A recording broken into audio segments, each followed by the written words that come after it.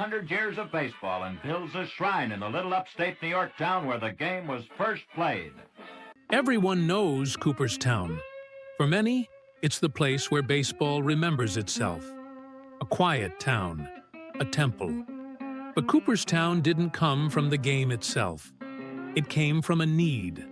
The need to organize a history that didn't have a clear origin.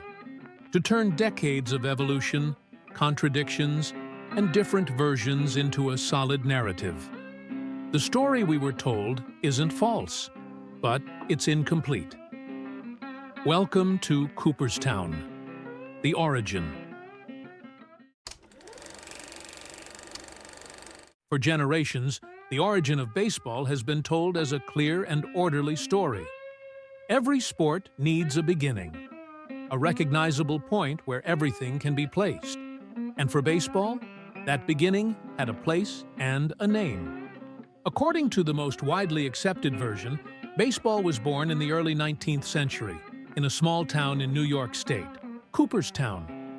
Far from major cities, in a quiet, almost rural setting, the game is said to have taken shape for the first time. Not as a slow evolution, but as a defined creation. The central figure in that story is Abner Doubleday, an officer in the United States Army who, according to this account, designed the basic rules of the game and took part in the first baseball match as we know it. That founding moment explains everything. From there, baseball begins its journey. It is played, it is shared, it is organized. Over time, the game expands beyond Cooperstown, but its origin remains fixed. There is a point zero, a place the story can always return to. This version offers something essential: certainty. Baseball does not appear as a collection of scattered practices, but as a sport with a clear identity from its very beginning. With rules, with intention, with a recognizable starting point. That is why the story works. It is easy to tell, easy to remember, and easy to pass on. For decades, this account has been repeated in books, schools, museums, and ceremonies. Not as a theory, but as an accepted fact. Cooperstown becomes more than a geographic location. It becomes the place where baseball begins to exist as an organized history, a clear origin for a sport that would eventually become a central part of American culture. For millions of fans, this version was never questioned, not because it was imposed, but because it felt complete. A creator, a place, a first game, everything fit. And for a long time, that was enough.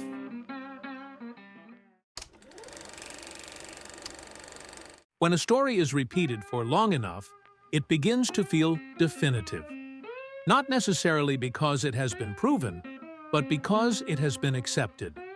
But the origin of baseball, when observed more closely, does not fully fit the idea of a clean and orderly beginning. Sports rarely emerge in a single place, and they almost never appear all at once, with fixed rules and a definitive form. Before baseball existed as a sport, different bat and ball games were already being played in many communities. Social games, local rules, practices that changed depending on the place and the moment. There was no intention to invent anything. There was simply a desire to play. To that landscape were added the traditions brought by British migrants. Games such as rounders and, to a lesser extent, cricket. Not as closed models, but as influences that adapted to a new environment. The result was not a single act of invention, but a form of play that gradually took shape over time. More than a birth, what appears is a process, a slow, irregular evolution, difficult to fix at a single point. And that is where the first problem emerges. A clear origin requires a specific moment, a precise place, and a figure to whom that beginning can be attributed. According to the most widely accepted account, the rules of baseball were written during a specific summer, in Cooperstown. However, official records place the central figure of that story somewhere else during that same period. Abner Doubleday was stationed at West Point. This is not a later interpretation. It is an administrative fact. While the narrative places him on a playing field, the documents place him fulfilling his military duties. There is no accusation in that difference, no drama. Only a silent misalignment between the story and the calendar. Another detail adds to that discomfort. Doubleday left written records of the major events of his life. So the question becomes inevitable. How can it be explained that none of his writings mention baseball? In letters, documents, and memoirs, his postings, his battles, his opinions, and the events that shaped his life all appear. Baseball, however, does not. None of this proves that the story is false, but it does not confirm it either. And when an origin needs to be clear, but the records do not fully support it, the discomfort begins to grow. Because the goal is not to disprove a story, it is to understand how it was constructed. And in that process, another revealing element appears. While some figures left no written trace at all, others did begin to record rules, games, and forms of play during those same years. People who wrote, who documented, who attempted to bring order to what had previously been scattered. Among them, Alexander Cartwright. His name does not fit easily into the simple origin story, but it does fit into a more complex one. A story in which baseball does not emerge from a single act, but from the need to organize something that was already happening. In just a few decades, baseball stopped being a simple social game. By the mid-19th century, organized clubs began to appear. Teams formed by teachers, merchants, bankers. Every community had its own. But among all those teams, one marked a turning point. Founded in 1845 in New York City, the Knickerbocker Baseball Club did not stand out for its results on the field. Its importance was outside of it. It was one of the first clubs to put the game in writing, to establish clear rules and repeat them game after game. Under figures like Alexander Cartwright, one of its key organizers, baseball began to be played the same way, every time. Rules stopped being local. They were shared with other clubs, replicated across different fields. The game started to resemble itself, not because someone had invented it, but because someone had decided to organize it. The figure of the umpire appeared to settle disputes.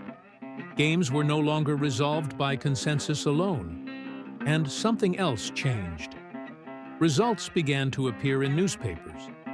People were no longer just playing baseball, they were following it. In just 30 or 40 years, the game had crossed a threshold.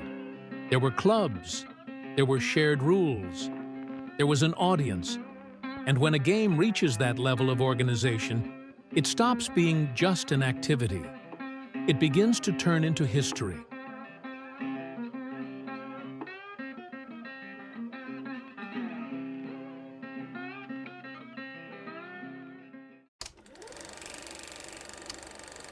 When a game reaches that level of organization, a new problem appears. It is no longer enough to play by the same rules.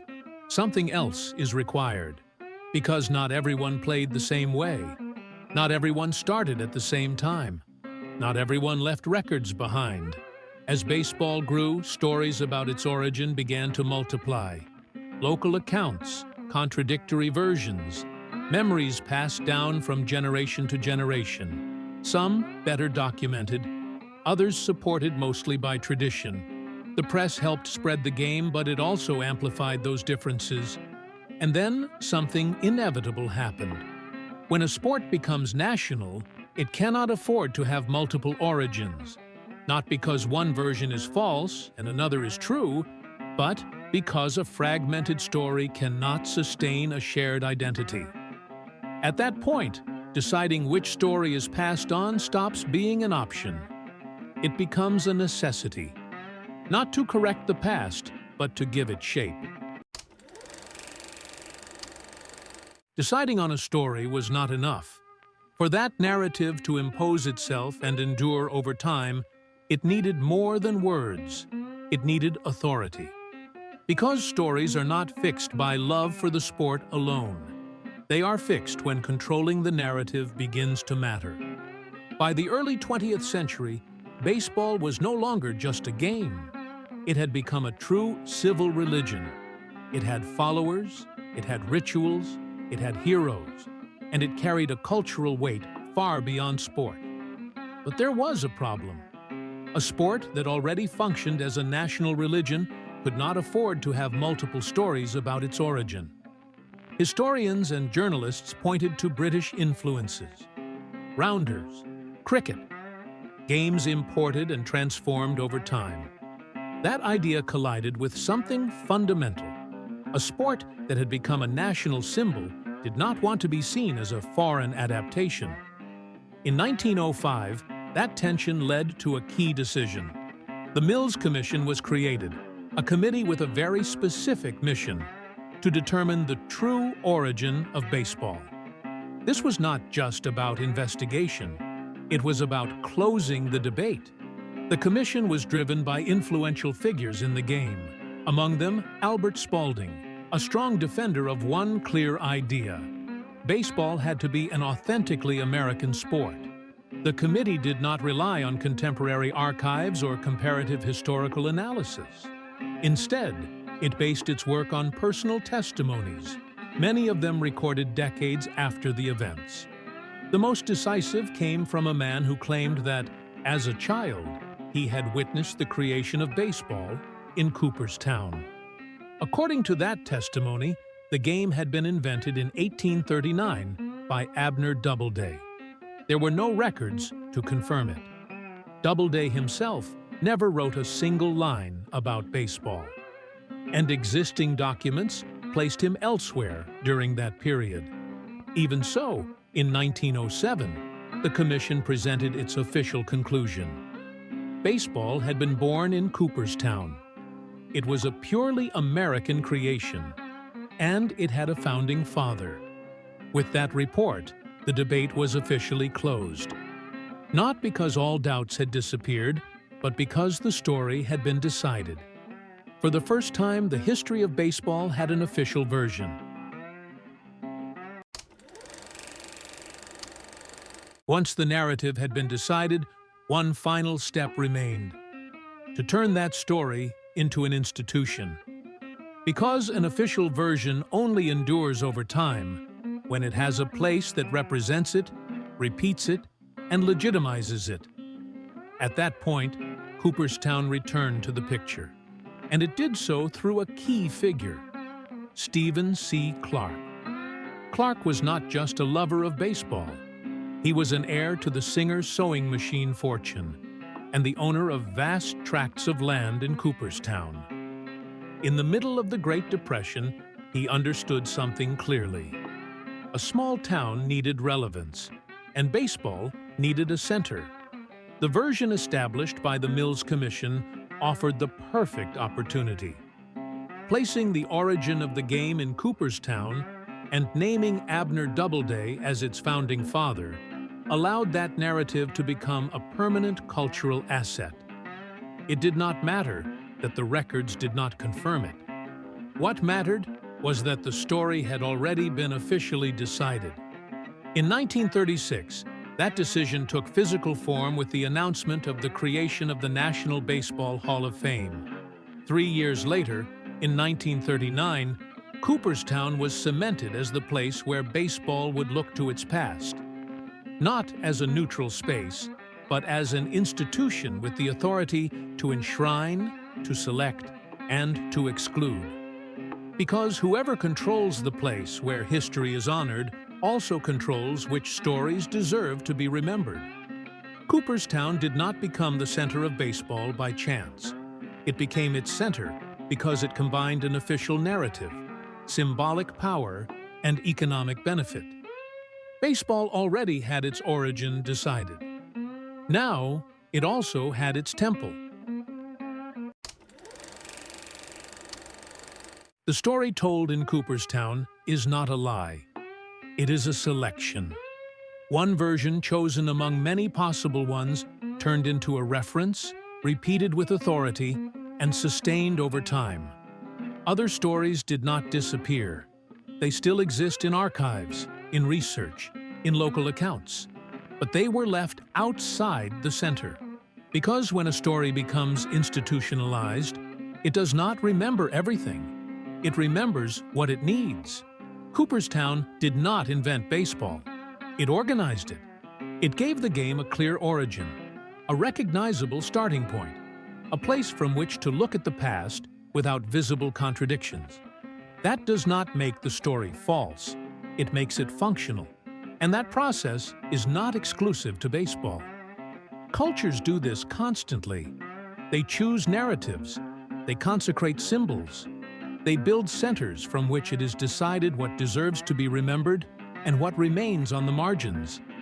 The problem is not that an official story exists. The problem is forgetting that it was chosen.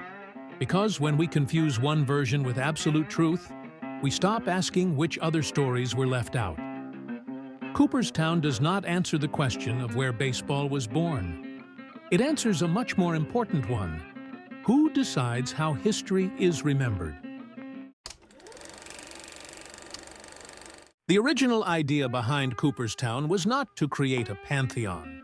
It was to create a museum, a space where history could be preserved, but also organized, and a narrative could be fixed, a place to gather objects, documents, and memories of the game. But it soon became clear that preserving history was not the same as representing it. That was the moment when the idea stopped being just memory. The project stopped being conceived as a museum and began to take shape as a hall of fame. Not a place to preserve history, but a place to consecrate it. Stephen C. Clark pushed the project from the local level. He provided the money, the land, and the vision of turning Cooperstown into a center of reference. But transforming a museum into a national institution required more than resources. It required structure, rules, legitimacy. Figures like Alexander Cleland helped make that transition, not as creators of the myth, but as architects of the system. The Hall of Fame was not designed as a neutral space. It was designed as a mechanism of selection. Someone had to decide who deserved to enter and who would be left out. That power was not given to the public, not to the players, not to independent historians. It was concentrated in a very specific group, writers and journalists specialized in baseball. Members of the Baseball Writers Association of America were designated as the primary voting body. Alongside them, additional committees, including the Veterans Committee, were created to evaluate figures outside the main spotlight. That choice was not accidental.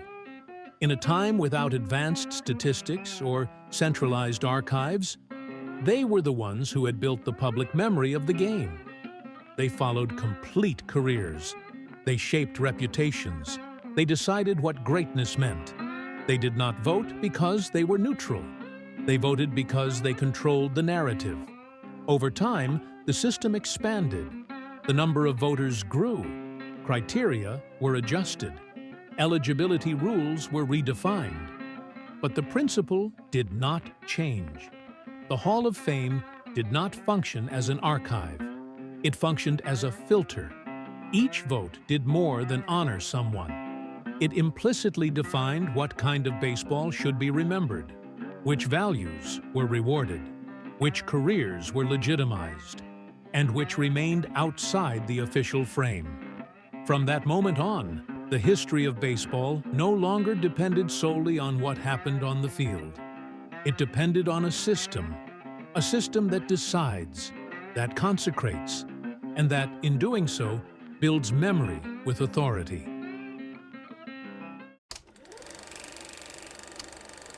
Cooperstown is not a lie. The place is real. The emotions are real. The names engraved there still represent greatness. But something changes when you understand the process. The story told there is not false. It is a selection. One version chosen among many possible ones turned into reference and sustained with authority. Other stories did not disappear. They were simply left outside the center, because when a story becomes institutionalized, it does not remember everything. It remembers what it needs. Cooperstown did not invent baseball. It gave it a clear origin, a point from which to look at the past without visible contradictions. That does not make the story false. It makes it functional. And once you understand that, the question is no longer where baseball was born. The question becomes something else. Who decides how a story is remembered? There is a point in history that marked a before and an after in baseball. Not because of the result of a game, but because, for the first time, the game was played under a written set of rules designed to be repeated. That moment took place on June 19, 1846, at Elysian Fields in Hoboken, New Jersey. The game was not played there for prestige. It was played there for a practical reason. By the mid-19th century, Manhattan was already becoming crowded. Open spaces were increasingly scarce. Hoboken offered something different: large fields, easily accessible by ferry, intended for leisure and sport. That is why Elysian Fields became the chosen location.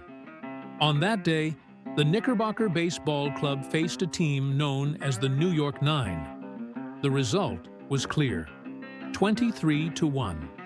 The Knickerbockers lost. But the score is not what matters. What matters is how that game was played. For the first time, the game was played under a common set of rules. For that game, the Knickerbocker Baseball Club established a clear framework. The bases were placed at a fixed distance, approximately 90 feet apart. 3 outs ended a team's offensive turn. A batter was declared out if the ball was caught on the fly. The field of play was divided into valid and invalid territory, establishing the distinction between fair and foul. A single common ball was used throughout the game, not a different one for each team. An official was appointed, an umpire, responsible for resolving disputes and applying the written rules. And one decisive rule was introduced. Runners could no longer be put out by throwing the ball at their bodies, a practice known as soaking. From that moment on, a runner had to be tagged with the ball or forced at a base. That set of rules did not yet define modern baseball, but the framework had been established. From that point forward, the game began to evolve. In 1857, baseball stopped being decided by runs and was structured into 9 innings. In 1858, the number of players was fixed at 9 per team, eliminating variation between clubs. Between 1858 and 1860, a fixed batting order was established, mandatory for all teams. In 1863, only catches made on the fly counted as outs, reinforcing the defensive side of the game. In 1864, pitchers were allowed for the first time to throw overhand, transforming the role of the pitcher. Beginning in 1867, the strike count was introduced. And between 1868 and 1870, the strikeout became an automatic out. Modern baseball was not born in a single day. It was built rule by rule over more than 2 decades. The Knickerbockers did not establish all the rules of baseball, but they created the framework upon which all the others could be built. As with any constitution, their rules did not regulate everything, but they defined what was essential for everything else to be constructed. And now that you know this story, you may never look at Cooperstown the same way again, because this wasn't just about baseball, it was about who gets to decide what history looks like, who is remembered, who is excluded, and who never even gets the chance. If you enjoy stories like this, leave a like, subscribe to the channel, and share it with anyone who loves this kind of content, like the decisions that say someone is too small, too fragile, too unconventional. Like a kid told he wouldn't survive professional football, who became a global symbol. Like a pitcher born with one arm, who reached Major League Baseball. Like a second baseman dismissed because of his size. Like a player doubted for his body. Like a pitcher told he wasn't built for dominance, who was signed only because his brother insisted. Different sports, different paths, same mistake. They didn't fit the model, so they were overlooked. That story is the next chapter. This is USS Network, Untold Sports Stories.